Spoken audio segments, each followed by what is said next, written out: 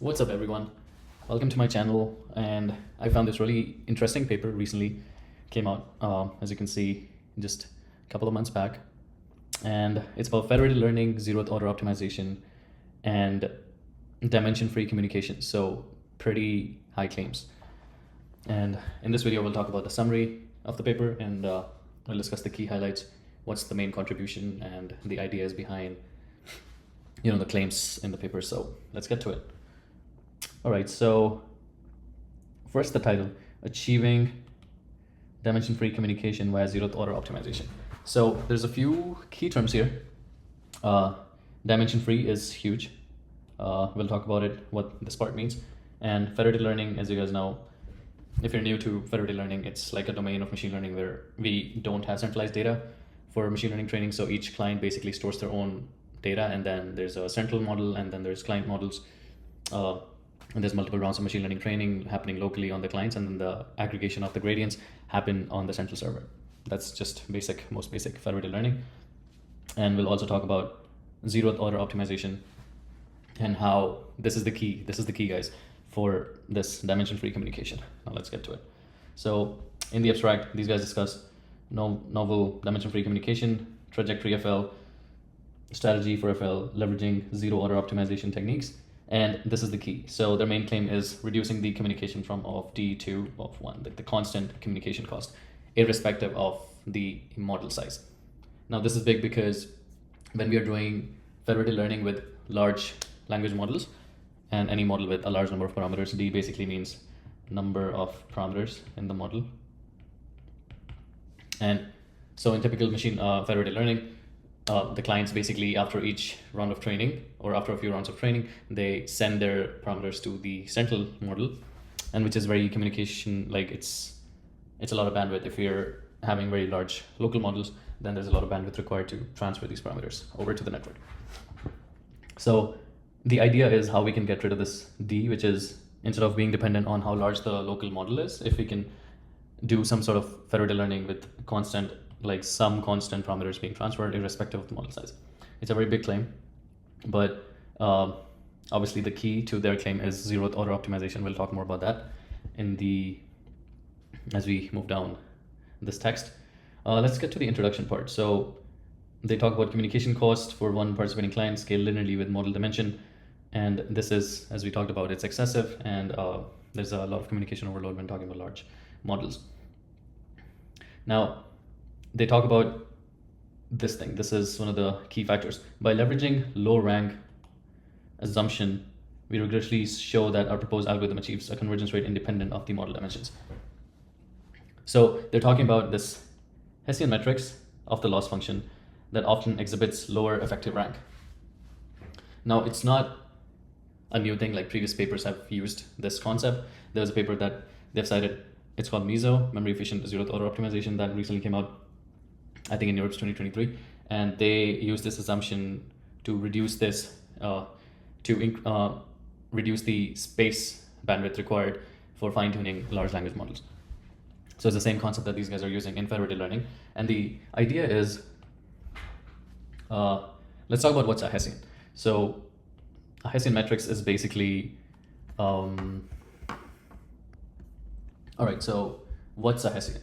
A Hessian matrix of a given loss function, let's say we have a neural network working with some loss function L. Now the Hessian of this matrix, this loss would be, it's a matrix of double derivatives. It's a square matrix, symmetric matrix, so has some very nice properties. But then let's say this network, I'm taking a very simple model, theta 1 x1 plus theta 2 x2 y.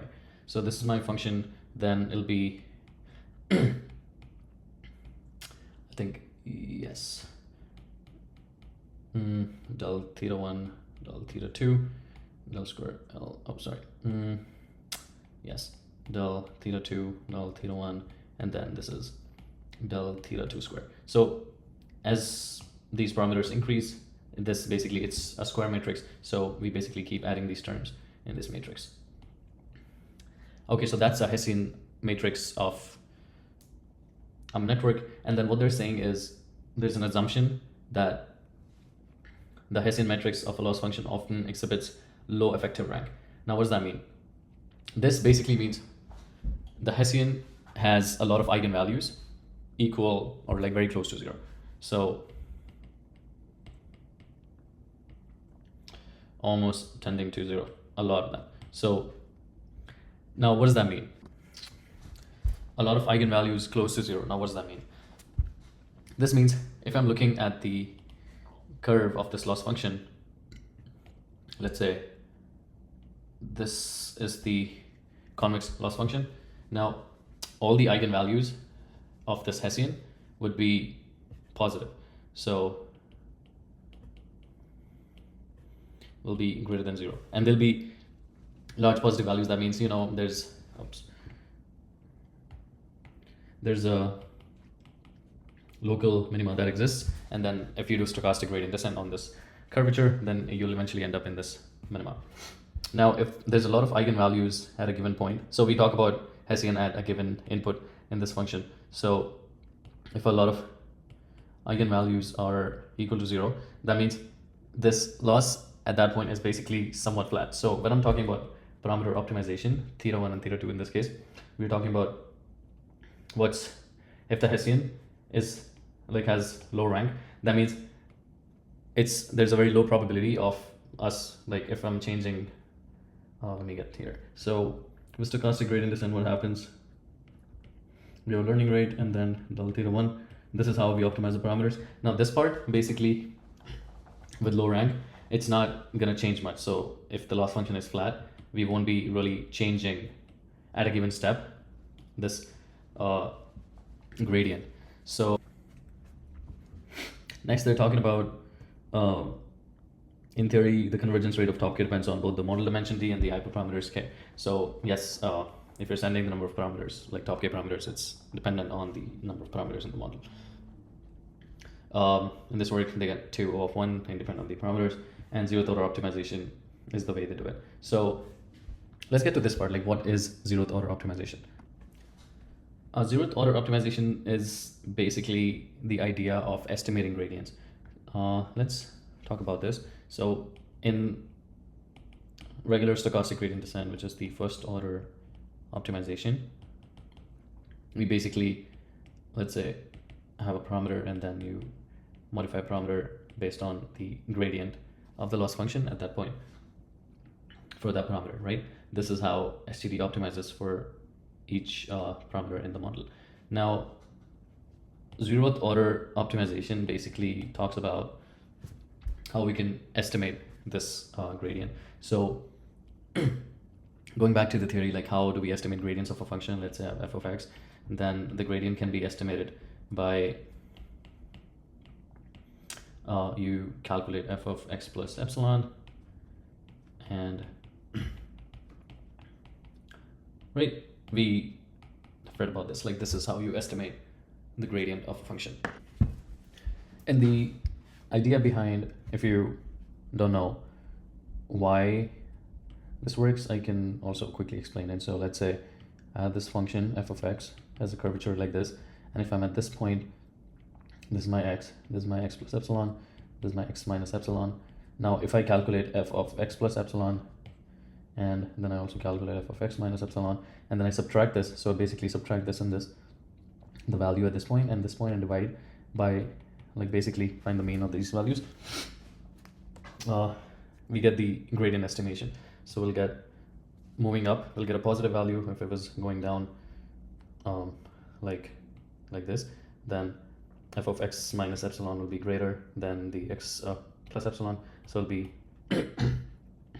so this value will be higher, so this will be a negative value, so negative gradient. This is negative gradient, and then this is positive gradient. So that's how you estimate the gradients of a function.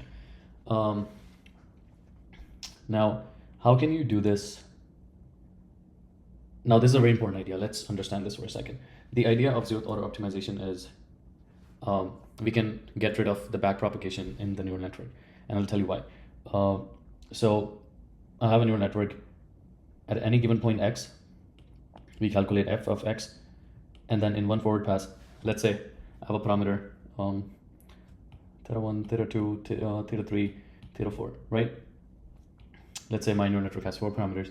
Then if that's what they say, like they've used the word perturbation in the paper quite a bit, and that's what they mean. So if I do theta 1 plus epsilon, theta 2 plus epsilon, theta 3 plus epsilon, theta 4 plus epsilon at any given point. And similarly, we can also, so this is the first forward pass. So you basically have this consistent epsilon value and add this to every parameter and then calculate f of x given theta plus epsilon. And similarly, this is my first forward pass. Right? And then you also calculate theta minus epsilon. This is my second forward pass. Now, remember, like we were modifying our parameters by calculating their gradient with respect to the loss. So now you have 2 forward passes. I can calculate, basically this is the estimation that we're trying to get to. So how do we estimate this loss from these 2 forward passes, or the gradient actually with respect to the parameters? With zeroth-order optimization, let's say I pick at a given point, if I increase my parameters by a small value, decrease, and then calculate the gradient and the loss function. So the loss, if it goes down, then that means that step was a good step for all the parameters. So you can basically update all the parameters. Let's say theta 1 in this case will be minus. So this gradient estimate, let's say this is g of theta 1. So theta 1 will be, this will be the update rule, and then g of theta 1 can be achieved from these 2 forward passes. You calculate the loss difference after these 2 forward passes, and then basically use that as the gradient estimate for all of your parameters basically. So theta 1 will be updated, similarly g of theta 2, and so on. Now, okay, let me rewrite this. So let's say I changed all my parameters with epsilon, and then this is the perturbation parameter. So epsilon is the perturbation that I'm incorporating into my model, right? And the gradient estimate that we get, so you calculate, this will give me f of x theta plus epsilon. This will give me f of x theta minus epsilon, and then you can calculate the loss function. So this is, let's say, L plus, and then this is L minus. Then my gradient estimate g prime will be L plus minus L minus by twice of epsilon. And then if I want to update these parameters, because all of them changed by the same value epsilon, then we can just estimate. So we'll change theta 1 by g prime, theta 2 by g prime, and so on. This is the key concept of zeroth order optimization. Now we'll talk about, there's some modifications to it. So as you can see, this can be very drastic change, because if by the small change getting a decrease in the loss function, then I'm changing all the parameters by this value. To remove this drasticness, we basically add this parameter called z. We'll talk about this. So let's say there's a scalar value z that we have incorporated in all these updates. All right, let's talk about this z parameter and what's the use of this value. So if we don't use z, basically every parameter changes in one direction. And the idea of introducing this new variable is add some randomness to this gradient update. So basically it's like exploration exploitation. So if you only explore, or sorry, if you only exploit without z, this is just the exploitation. So all the parameters change in one direction. That's not good, because it's a very drastic change. So the idea is add some form of exploration as well in these updates. So we have this random variable z coming from, usually in this paper they say it comes from normal distribution, standard normal. So basically a lot of values are closer to 0, and then it's on the either side of 0, the values. So now you can imagine the z basically introduces some randomness to these updates. So sometimes z will be negative, sometimes it will be positive, but most probably it'll be around 0. So the updates are less drastic, and also they keep changing, so not all parameters will change in one direction. Some of the parameters will reduce, some of the parameters will increase. And this is the gist that these guys talk about zeroth-order optimization in this paper. This is how it works.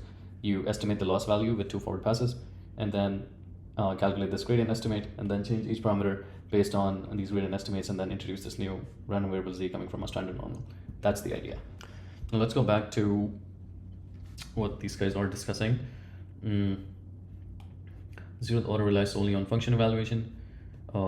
Explicit gradient computation is impractical, so we discussed this. We have 2 forward passes, and then we don't need to explicitly calculate backpropagation gradients using the chain rules. So FedZo and all these works basically talk about zeroth-order optimization in federated learning. Let's get to this section where they actually explain how zeroth-order optimization in federated learning works. During each round of this process, the communication costs between the client and the server are 2D per round. So this is the vanilla algorithm, which is not using zeroth optimization. Now, if you have a server and then you have client 1, client 2, client 3, client 4, at each round, server will send the parameters D, and then after update, the client will send DC1. So the parameters of the client. So there's like 2D parameters being exchanged every round for the updates in vanilla FL. The central concept is about avoiding transferring model parameters. So we basically try to get rid of these values and then try to replace it with a constant order communication back and forth. Okay, so now they're discussing the steps of their algorithm. I think this is the most important part of the paper. First, talking about sampling clients. It's pretty standard how most FL papers work is they sample a set of clients using some sampling algorithm for each round, and then they basically the server only needs to send k random seeds, which is, I think they sample k clients. So C are the set of clients sampled for that round, and then each round they sample k clients. Local model rebuild. So this is the stage when, how do you rebuild a model if you're not getting the parameters from the server? How do you rebuild this model without knowing that information? Now, rather than directly syncing the global model, each client rebuilds a local model using the random seeds and gradient scalars. So we discussed about this. Gradient scalars is the G values, the gradient estimates that the server had. So 2 forward passes, and then you estimate the gradients, you send only these gradients. So it's a scalar value. This is where the magic happens. So instead of sending all the parameters to the client, now we're only sending this gradient estimate to the client, which is 1, it's a scalar value. So now we don't need to do all this D parameter exchange. We only send 1 scalar value G, and then S is the seed value to generate random numbers. We'll talk about that in a bit. Alrighty, so the third step, local computation.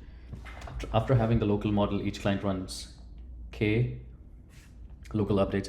Also, k was not the number of clients sampled, but k is the local updates. And the idea is, let's say we have a server which is at round R, then assuming the client C is k rounds behind. So this client hasn't been updated since k rounds. So to catch up in this round when it's selected, we have to run k updates on this client. So that means the gradients that we are sending, the G scalars that we send to this client will be, in this algorithm, it'll be k times. So for each round, let's say this is my loss that I'm trying to optimize. My server is at this state, this client is at CR minus k. So to basically simulate optimization in a certain direction, we need to send the gradient updates for each of these steps that the server has taken. So that's why we send k times, so G times k. For each round, there's a G scalar, the gradient update at that step that the server took, and then k is the number of rounds that the client is lagging behind the server. That's what it says. And then global aggregation is easy. Once you get the parameters back to the server, you calculate the average of all those gradients, or use any aggregation algorithm. If we're using averaging, fed average, you basically calculate all the averages, and then that's the gradient estimate for round R on the server side.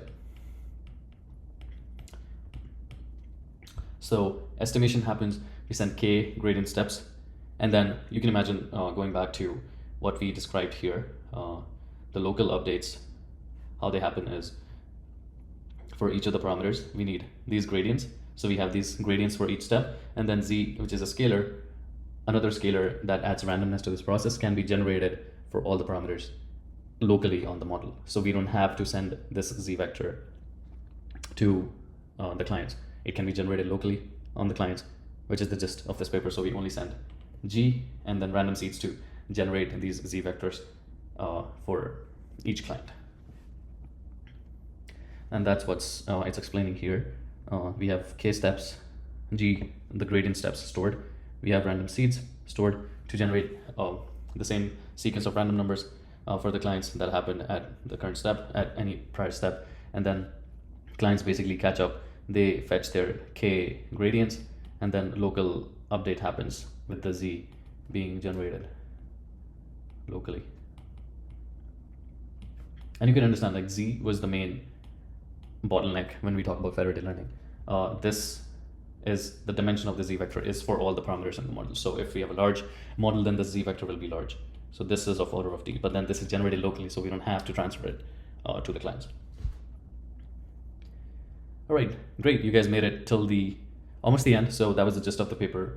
Why they claim this is O of 1 instead of O of d in FL setup with zeroth order optimization. And they're explaining this update step that I explained. All right, revisiting the algorithm, we can verify the details that we discussed previously. So this is the server-side execution. You uniformly sample CR set of clients with cardinality M and sample k seeds, falling, like catching up for each client. What's the k that the client has to catch up, and then you sample k seeds that will be used to generate those random vectors at the client. Then client rebuild this part, basically you send the gradients for the past k steps, and then the random seeds, the only two scalar values for k times the scalar values which are transferred to the client. And this is the averaging step, so you calculate the updates you get from all the selected clients for that round. This is happening on the server, remember. So this is the server-side execution. This is the averaging part. And then client sync model. Let's come to what happens on the client side of things. So we get the past k steps, g, the gradient estimates, and then the seeds for generating random numbers. You generate a z vector coming from a normal distribution, standard normal, by random seeds that we got for each of the steps. And then you basically follow the step update that I showed for each parameter in the model using the gradient estimate for that step and the z vector that was generated. We update each of the parameters for all the steps, and that's how the model catches up to the server. This is the aggregation part. Coming to the update, like how this gradient vector is generated, is the same thing that I explained previously. So you estimate, basically pick a small epsilon value, update the parameter, and then divide it by the small perturbation value to calculate that gradient estimate. And then you update the parameter based on the gradient and the z vector. Right, I think this is majority of the paper. We'll discuss more about the experiments and the maths behind the proofs and everything. All the details basically are trying to cover up these concepts, but the gist was like how zeroth-order optimization works and how they're using it in federated learning setup to optimize the transfer, optimize the communication cost from O of d, which was the number of parameters in the model, to a constant. You only transfer gradient estimates and the seeds, that's all. And the local updates happen on the clients. We don't have to transfer the parameters anymore. That was the gist. I guess, yeah, thanks for joining, and that's all for this video. Explain the gist. Hopefully you liked it, and I'll see you guys again soon.